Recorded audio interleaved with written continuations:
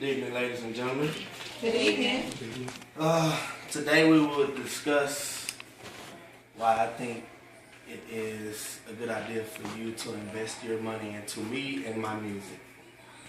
Do you like to listen to good music? Yes. Okay. When listening to good music, is it important that the lyrics that you are hearing make sense? Of course. Okay. When listening to that music, is it important to you that the beat that you're listening to is vibable? Yes. Okay, one last question. Do you feel that the music that you listen to can change your mood at that time? Yes. Great. Definitely. I think that's a great reason why you should listen to my music and invest your money into me. Good evening, ladies and gentlemen. My name is Stephen Andrews. I go by the stage name of Stee'Vo the Great, and today I will explain to you, as I said, why you should invest your money into myself and my music. As a musical artist, it is my sole purpose to keep my audience entertained, not only through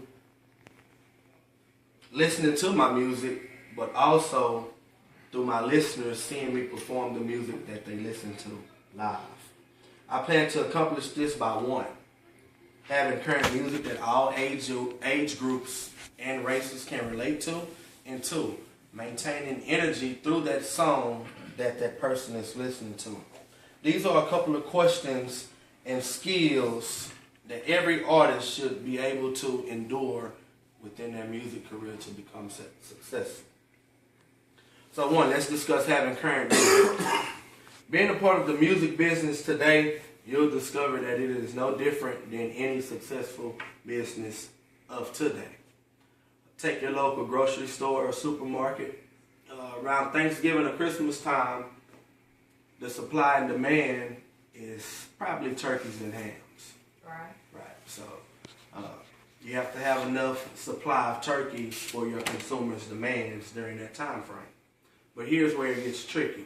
During Easter, or when the seasons change, especially Easter, your supply and demand changes from having turkeys and hams, so now you need more Easter baskets, you need more eggs on the shelves, you need more candy, you need more dye to dye those eggs, but all at the same time while having a few turkeys and hams on the shelves for those consumers who enjoy having a ham or turkey year round.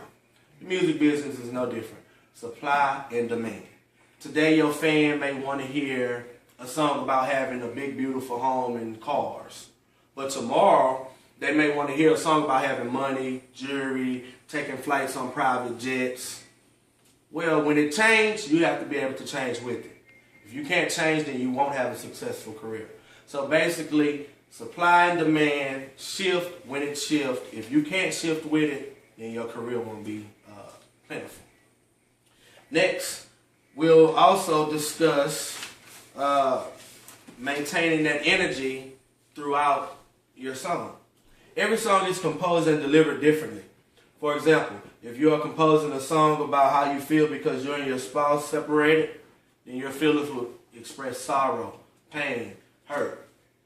But your listeners have to be able to feel your sorrow, pain, and hurt through the music that they're listening to.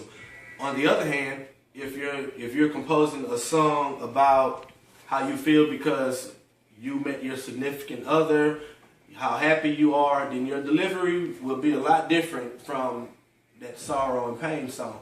Your listeners would have to be able to feel and hear how happy you are, how joyful you are, how ecstatic you are that you met this person. Each song is treated differently.